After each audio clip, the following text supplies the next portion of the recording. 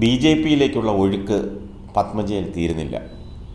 കൂടുതൽ പ്രമുഖ കോൺഗ്രസ് നേതാക്കൾ ബി.ജെ.പിയിലേക്ക് വരുന്നെന്നാണ് സംസ്ഥാന പ്രസിഡന്റ് കെ സുരേന്ദ്രൻ വെളിപ്പെടുത്തിയത്.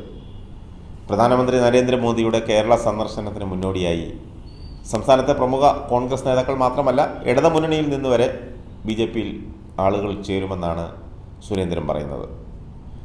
ഈ പാർട്ടികളുടെ സംസ്ഥാന നേതാക്കൾ മാത്രമല്ല, ജില്ലാ നേതാക്കളും വരുന്നുണ്ട്. കൊല്ലത്തെ ചില കോൺഗ്രസ് നേതാക്കൾ തങ്ങളുമായി ബന്ധപ്പെട്ടിട്ടുണ്ടെന്ന് ബി.ജെ.പിയുടെ കൊല്ലം ജില്ലാ പ്രസിഡന്റ് നേരത്തെ തുറന്നു പറഞ്ഞിരുന്നു. ഇടുക്കിയിലെ CPM-ൻ്റെ പ്രമുഖ നേതാവും ദേവികുളം മുൻ MLA-യുമായ എസ് രാജേന്ദ്രൻ ബി.ജെ.പിയോട് അടുക്കുന്നു എന്ന തരത്തിൽ റിപ്പോർട്ടുകൾ ഉണ്ടായിരുന്നു. എന്നാൽ ഇത് അദ്ദേഹം തന്നെ നിഷേധിച്ചു. കഴിഞ്ഞ ദിവസം പാർട്ടി മെമ്പർഷിപ്പ് പുതുക്കാൻ രാജേന്ദ്രൻ തയ്യാറാവാത്തതോടെ വീണ്ടും അഭ്യൂഹങ്ങൾ പ്രചരിക്കുകയാണ്. അതിന് പിന്നാലെയാണ് സുരേന്ദ്രൻ്റെ ഈ വെളിപ്പെടുത്തൽ വന്നത്. കഴിഞ്ഞ ആഴ്ചയാണ് കോൺഗ്രസ് നേതൃത്വത്തെ ഞെട്ടിച്ചുകൊണ്ട് മുൻ മുഖ്യമന്ത്രി കെ കരുണാകരൻ്റെ മകൾ പത്മജ വേണുഗോപാൽ ബി.ജെ.പിയിൽ ചേർന്നത്. ഈ മാസം 15-ാം തീയതി പത്തനംതിട്ടയിലും 19-ാം തീയതി പാലക്കാട്ടും നടക്കുന്ന പരിപാടിയിലായിരിക്കും നരേന്ദ്രമോദി പങ്കെടുക്കുക. നേരത്തെ 17-ാം തീയതിയും 15-ാം തീയതിയും എത്തുമെന്നാണ് അറിയിച്ചിരുന്നത്. NDA-യുടെ തെരഞ്ഞെടുപ്പ് പ്രവർത്തനങ്ങൾക്ക് തുടക്കം കുറിച്ചുകൊണ്ട് 15-ാം തീയതി പത്തനംതിട്ടയിൽ നടക്കുന്ന പൊതുസമ്മേളനത്തിൽ 10,000-ങ്ങളെ പ്രധാനമന്ത്രി അഭിസംബോധന ചെയ്യുമെന്നാണ് സുരേന്ദ്രൻ അവകാശപ്പെടുന്നത്.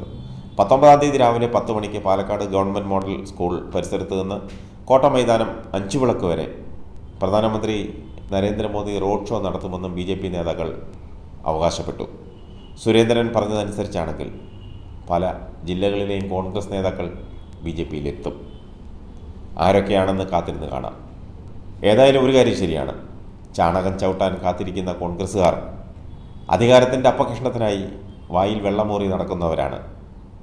അവർ തിരിച്ചറിഞ്ഞിട്ടുണ്ട്, ഇനിയൊരു 10 വർഷത്തേക്ക് കോൺഗ്രസ് കേരളത്തിലും കേന്ദ്രത്തിലും അധികാരത്തിൽ വരത്തില്ലെന്ന്.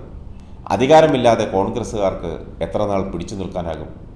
അത് കോൺഗ്രസ്സിന് മാത്രമല്ല, ലീഗിനും കേരള കോൺഗ്രസ്സിനും അധികാരമുണ്ടെങ്കിലേ പറ്റൂ.